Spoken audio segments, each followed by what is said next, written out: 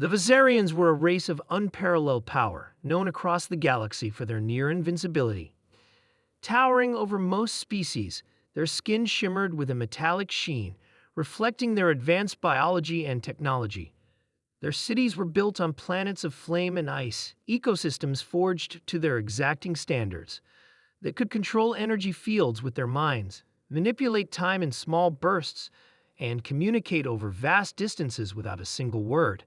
The universe had long feared their presence, and their empire stretched across countless worlds, untouchable and merciless. For eons, no species had dared challenge the Viserians, until one day, a distress signal was received from the edge of the galaxy, a place once thought unimportant, hidden among the vast emptiness of the void.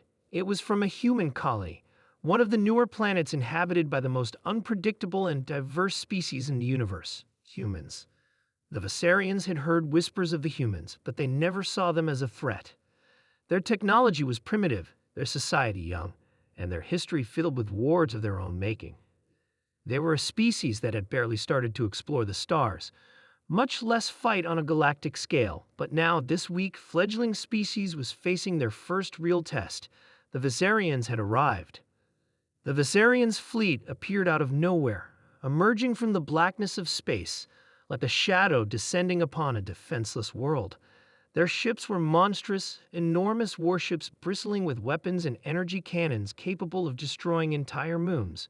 The humans on the colony, scattered across small outposts, had no defense. They were sitting ducks. Yet, there was something the Viserians had failed to account for: human resilience. "We have to fight back," Commander Sarah Morrow said as she stood in front of the control panel, her eyes fixed on the image of the massive Viserian flagship in orbit. "We may not have the firepower, but we have something they don't: determination." Her voice rang out across the war room, and for a brief moment, every officer in the room fell silent, looking at her with a mixture of disbelief and hope. They had no idea how they could win against such an overwhelming foe, but Sarah's unyielding confidence sparked something within them, a glimmer of possibility. The Viserians had underestimated the human spirit. Their pride and arrogance blinded them to the most potent weapon humanity possessed: their adaptability. While the Viserians relied on their advanced technology and supreme physical strength, humans were willing to adapt, change, and fight against overwhelming odds. Sarah's voice cut through the silence again. "We're not just going to stand here and let them destroy us. We're going to hit them where it hurts. Every human on this planet is a warrior now, every last one of us." Within hours, humans began launching a counteroffensive. They didn't have the weapons to match the Viserians' power. What they did have was ingenuity. On the ground, humanity built makeshift defenses, rigging old machinery and turning industrial equipment into weapons. Civilian engineers worked alongside military personnel, creating energy weapons and traps that could exploit the Viserians' overconfidence. Up in the skies, human fighter pilots took to their ships, using guerrilla tactics to attack the Viserian fleet. Their ships, though not as powerful, were fast, maneuverable, and unpredictable. They performed hit-and-run attacks, exploiting the Viserians' reliance on their superior technology. While the Viserians were busy trying to calculate every possible move of the humans, driven by desperation and grit, anticipated their enemies' patterns and found ways to outsmart them. As the days passed, the Viserians grew more and more frustrated. They were accustomed to battles that were won with sheer force and overwhelming technology. But this was different. The humans didn't fight like any species they had encountered before. They were constantly changing, adapting, evolving their strategies. The Viserians had the upper hand in nearly every confrontation, yet they couldn't shake the feeling that something was amiss. Then, in the midst of battle, the unexpected happened. The Viserians' flagship, once a symbol of their invincibility, was suddenly under attack.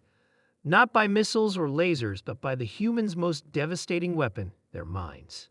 The humans had tapped into an ancient power, an energy buried deep within their species' history, something their enemies couldn't even comprehend. It was a collective consciousness, an ability for humans to connect in ways that no other species could.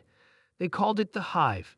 It wasn't just technology or biology. It was the power of human will, a force that surged from every human who ever lived. It was the culmination of human spirit, unity, and emotion, and it was about to change the course of the war. As the Viserions' flagship began to destabilize Captain Zorath, the Viserion leader watched in disbelief. How was this possible? He roared, his body glowing with the intensity of his own energy field. No species can fight us like this. The humans, with their collective mind power, overwhelmed the Viserion fleet's control systems. They hacked into the flagship's core systems, causing internal malfunctions and creating chaos among the Viserion soldiers. They used the same tactics they had been employing on the ground: adapt, outthink, and survive. And it worked.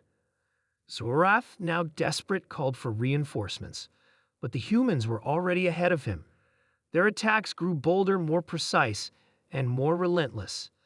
The Viserions, despite their superior strength and abilities, found themselves unable to outsmart a species that never gave up, never surrendered, and always fought until the very last breath. In the final hours of the battle, the Viserions made one last attempt to destroy the humans, launching a devastating orbital strike. But the humans, using their newfound unity and collective will, blocked the strike, turning the energy back onto the Viserions' own forces. The Viserions were defeated, not by weapons or technology, but by the sheer will of humanity. As the dust settled, Commander Marup stood on the balcony overlooking the ruins of the battle. The human race had done the impossible. They had faced an invincible species, and they had won. The Viserions, who once thought themselves unbeatable, were forced to retreat. Humanity had shown the galaxy that no matter the odds, no matter the enemy, they would always rise. The Viserions had underestimated them, and now the galaxy would never forget what had happened when humanity was called in.